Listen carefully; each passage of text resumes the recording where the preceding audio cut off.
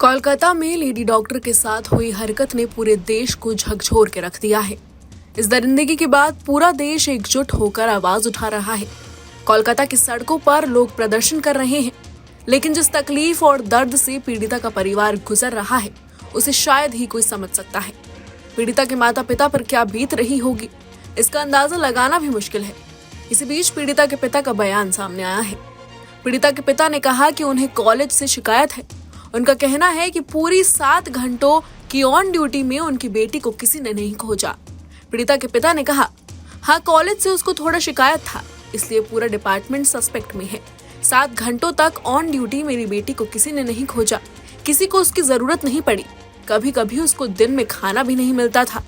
मेरी बेटी बोलती थी कभी तो ड्यूटी से खाने तक का समय नहीं मिलता था। थोड़ा उसका दिक्कत था कॉलेज में, पूरा डिपार्टमेंट, इसलिए डिपार्टमेंट को हम बोला है, डिपार्टमेंट पूरा सस्पेक्ट में है। हम क्या बोला, 7 घंटे से लड़की का जो ऑन ड्यूटी एक कॉल ऑन कॉल में डॉक्टर है, उसको 7 घंटा में किसी का जरूरत नहीं पड़ा। कभी कभी दिन में ऐसा होता है कि उसको खाने का टाइम नहीं मिलता है पेशेंट के लिए। हमने नेशनली भी देखा है कि डॉक्टर्स की जो स्थिति है भारत में वो काफी खराब है। उन्हें काफी ओवर टाइम भी करना पड़ता है। हाँ। और नीट के एग्जाम जो इतनी कठिन एग्जाम होती है, वो सब कुछ देखकर जब एक डॉक्टर बनता है और उनके वर्क प्लेस में ऐसा कुछ होता है कि यूजुअली आपकी बेटी को 36 आवर्स की ड्यूटी ही मिलती थी, नाइट शिफ्ट। सप्ताह में 1 दिन तो मिलता था, फिर महीना में एक्स्ट्रा 1 दिन होता है। जी सर। महीना में 5 तो ऐसे ड्यूटी मिलता था। कुछ दिन और जो इंटर्न था 3 दिन 4 दिन टाना ड्यूटी मिलता था। एक डॉक्टर कैसे ट्रीटमेंट कर सकता है? उसको दिमाग ठंडा रख के, उसको थोड़ा गलती चलेगा नहीं, 100% करेक्ट सब करना पड़ेगा। कैसे करता है वो तो लोग जानता है। कुछ दिन से दिखाई उसका जा रहा है, दिमाग इतना ठंडा था तो उस लोगों का। कुछ दिन से दिखाई जा रहा है जब पूरा हॉस्पिटल बंद है, इस बारे में आप क्या कहेंगे? वो जो लड़का लड़की ये सब कर रहा है, हम उसके साथ है। वो मूल लोग, उनका कलीग और मेरा बेटी समान है सब।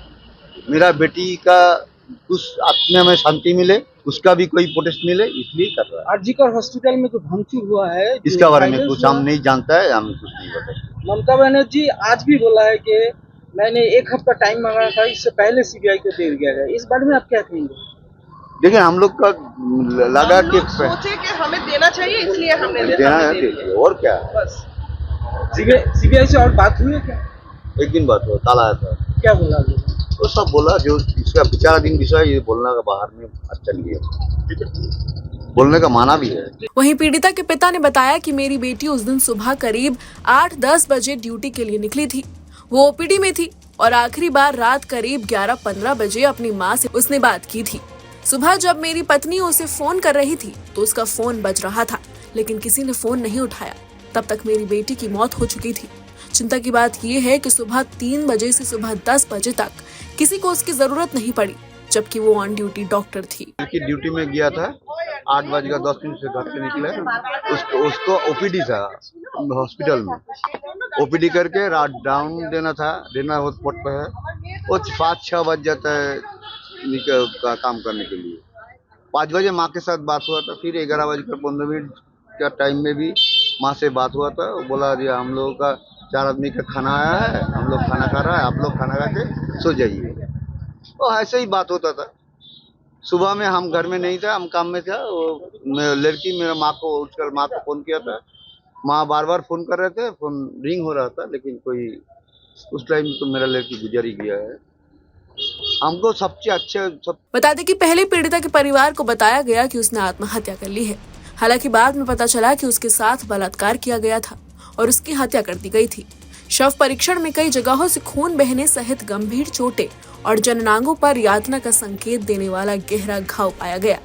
रिपोर्ट्स के अनुसार ये घटना सुबह 3 से 5 बजे के बीच हुई, जब वो सहकर्मियों के साथ भोजन करने के बाद सेमिनार हॉल में आराम कर रही थी। Bureau report, news nation.